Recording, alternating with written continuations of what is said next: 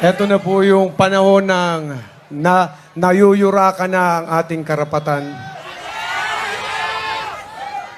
Masyado na pong mababaw ang tingin sa atin.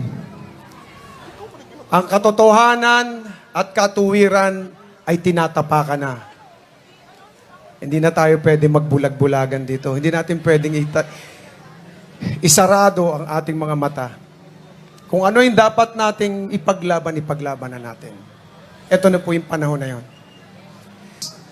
Ito po ay patungkol sa ating karapatan, patungkol sa mga problema ang pumapasok sa atin, sa ating bayan, kung papaano natin dapat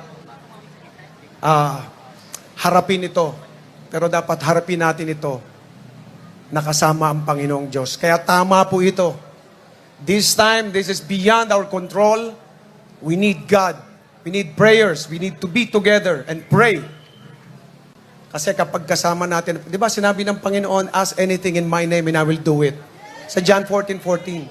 Diligin natin sa Kanya, i-claim natin na babalik ang ating Ama na si Tatay Digong. Gawin po natin yon. At ibibigay niya yon sa atin. Ito po yung awit na yon. Sana po ay makanta nyo rin, makasama ko kayong umawit ngayong gabi dito.